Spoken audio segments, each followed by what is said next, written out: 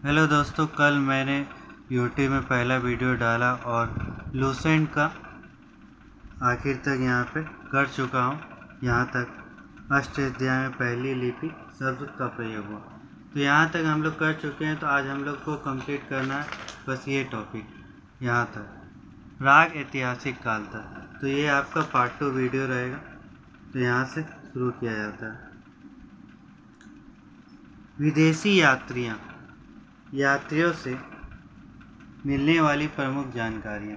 विदेशी यात्रियों पर पहला है टेसियस। पहला लेखक जो था टेसियस, यह ईरान का राजवेद था। भारत के संबंध में इसका विवरण आश्चर्यजनक कहानियों से परिपूर्ण होने के कारण अविश्वसनीय है। ठीक है, तो ये ईरान का राजवेद था। बहुत पूछता है कि टेसियस कहाँ का था, तो आप लोग याद रखना है। तो ये ईरान का था। दूसरा हेरोडोटस, इसको इतिहास का पिता भी कहा जाता है। इसमें अपनी पुस्तक हिस्टोरिका में 5वीं शताब्दी ईसा पूर्व के भारत फारस ईरान से संबंध वर्णन किया, परंतु इसका विवरण भी अनुश्रुतियाँ और अफवाहों पर आधारित है। सिकंदर के साथ आने वाले लेखकों में नियार्कस और आनेसिकटस तथा अरिस्टोबुलस के विवरण अधिक प्रामाणिक और विश्वसनीय है। मेगास्थनीज, यह सेल्यूकस निकेटर का राजदूत था जो चंद्रगुप्त मौर्य के दरबार में आया था। ये क्वेश्चन बहुत रिपीटेड और बार बार पूछा जाता है कि ये किसके दरबार में आया था। तो आपको याद रखना, ये सेल्यूकस निकेटर और चंद्रगुप्त मौर्य के दरबार में आया है। इसने अपनी पुस्तक इंडिका में मौर्य युगीन समाज एवं संस्कृति विषय में लिखा है। डाइमेकस, यह सीरियन नरेश आंतियोकस का राजदूत था जो बिंदुसार के राज दरबार में आया था। डाइमेकस को भी आपको याद रखना है, जो बिंदुसार के। इसका विवरण भी मौर्य युग से संबंधित है। डायनीसियस, यह मिस्र नरेश टॉलमी फिलडेल्फस का राजदूत था जो अशोक दरबार में आया था। टॉलमी, इसने दूसरी शताब्दी में भारत का भूगोल नामक पुस्तक लिखी। प्लिनी, इसे भारतीय प्रथम शताब्दी में नेचुरल हिस्ट्री नामक पुस्तक लिखी। इसमें भारतीय पशुओं, पेड़ पौधों और खनिज पदार्थों आदि के बारे में विवरण मिलता है। पेरिप्लस ऑफ इरीथियन सी, इस पुस्तक के लेखक के बारे में जानकारी नहीं है। यह लेखक करीब 80वें में हिंद महासागर की यात्रा पर आया था। इसने यह उस समय के भारत का बंदरगाहों तथा व्यापारिक वस्तुओं के बारे में जानकारी दी थी। अब चीनी यात्री फाहियान के बारे में जानते हैं। यह चीनी यात्री गुप्त नरेश चंद्रगुप्त द्वितीय के दरबार में आया था। तो याद रखिएगा गाइस, चंद्रगुप्त द्वितीय बोला गया है। तो इसने अपने विवरण में मध्य प्रदेश के समाज एवं संस्कृति के बारे में वर्णन किया। इसने मध्य प्रदेश की जनता को सुखी और समृद्ध बताया। यह 14 वर्षों तक भारत में रहा।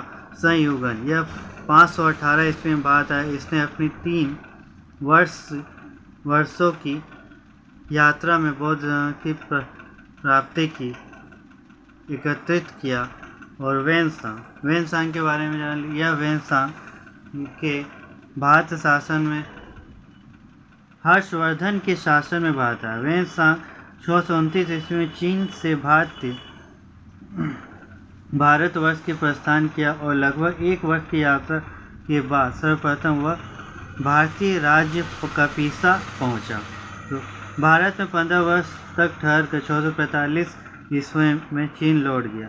वह बिहार में नालंदा स्थित विश्वविद्यालय में अध्ययन करने और भारत में बौद्ध ग्रंथों को एकत्र कर ले जाने के लिए आया था। यह ब्राह्मण वृत्तांत CU की नाम से प्रसिद्ध हुई, जिनमें 138 देश का विवरण मिलता है। इसने हर्षवर्धन कालीन समाज और धर्म और राजनीति के बारे में वर्णन किया। इसके अनुसार सिंध का राजा शूद्र था। वेनसांग की बुद्ध की प्रतिमा के साथ साथ सूर्य और शिव की प्रतिमाओं का पूजन करता था। नोट: वेनसांग का अध्ययन समय नालंदा विश्वविद्यालय कुलपति आचार्य कौन थे? शीलभद्र। तो आप लोग को याद रखना शीलभद्र। यह भारतीय बौद्ध दर्शन के लिए प्रसिद्ध था। इत्सिंग के बारे में जान लीजिए।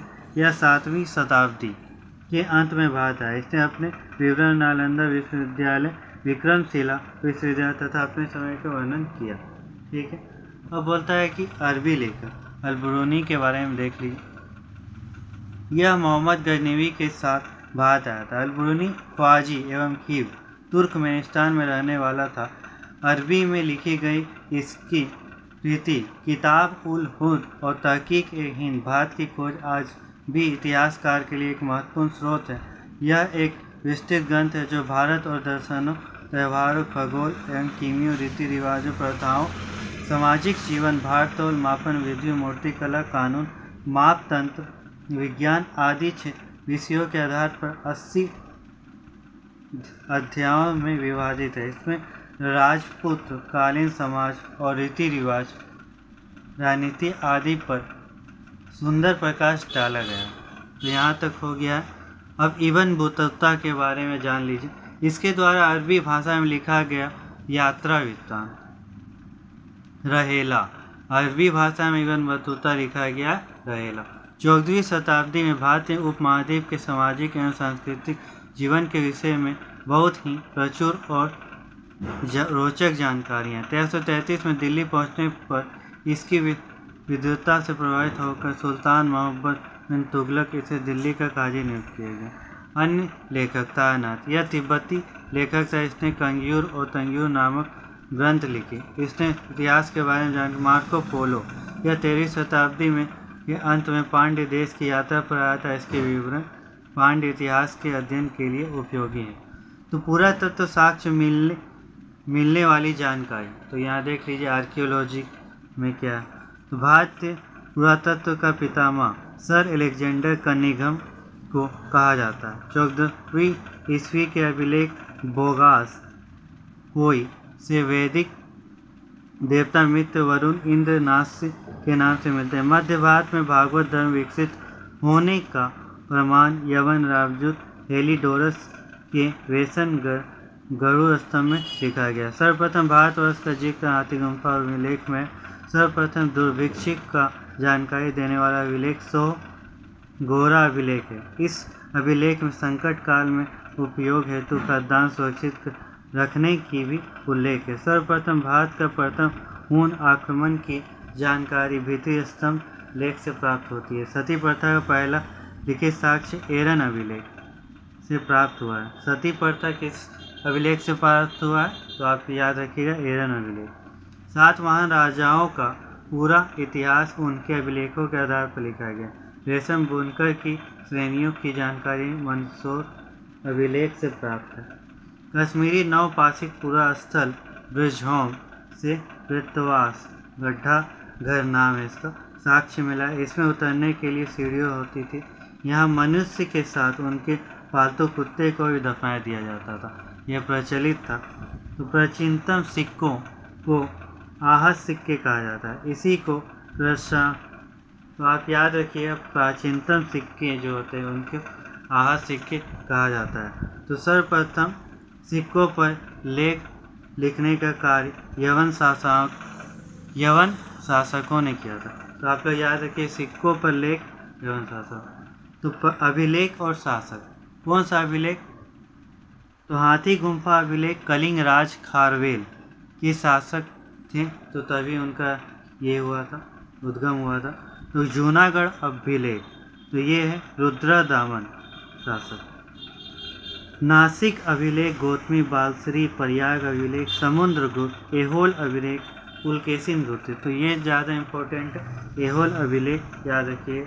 मंदसौर अभिलेख मालवा नरेश, ग्वालियर अभिलेख प्रतिहार नरेश, फिर भीतरी और जूनागढ़ अभिलेख स्कंद गुप्त देवपाल। अभिलेखों के अध्ययन को एपिग्राफी करता है, तो ये चीज़ याद रखना।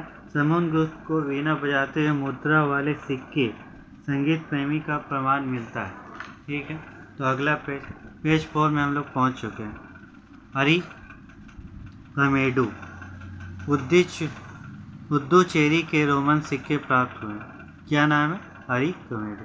सबसे पहले भारत के संबंध बर्मा, मलाया, कंबोडिया और जावा में स्थापित थे।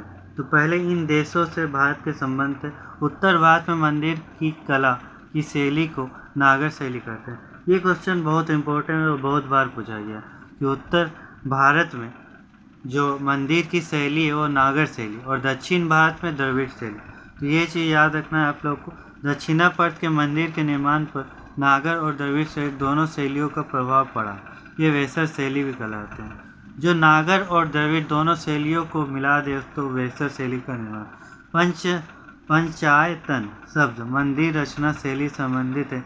एक हिंदू मंदिर जब पंचायतन शैली का कहलाता है जब मुख्यतः मंदिर 4 सहायक मंदिरों से घिरा होता है। पंचायतन मंदिर कंदरिया महादेव मंदिर जो खजुराहो में है, वीरभद्रेश्वर मंदिर भुवनेश्वर में, लक्ष्मण मंदिर तो यहाँ पे खजुराहो में, लिंगराज मंदिर भुवनेश्वर में, दशावतार मंदिर देवगढ़ उत्तर प्रदेश। तो यहाँ तक आप लोग पढ़ा चुके हैं। तो अगला हम लोग पढ़ाएंगे प्राग ऐतिहासिक का। इसी तरह आप जुड़े रहें। तो अगला वीडियो रहेगा प्राग ऐतिहासिक। जितना भी रेलवे या फिर एग्ज़ाम आ रहा है MTS का, सब में लूसेंट का बुक से ही क्वेश्चन पूछे जाते हैं। इसलिए गाइस बने रहे वीडियो में और आगे की तैयारी करें। Thank you. और चैनल को सब्सक्राइब करें जिससे मैं आपके लिए लाइव वीडियो ला सकूं। Thank you.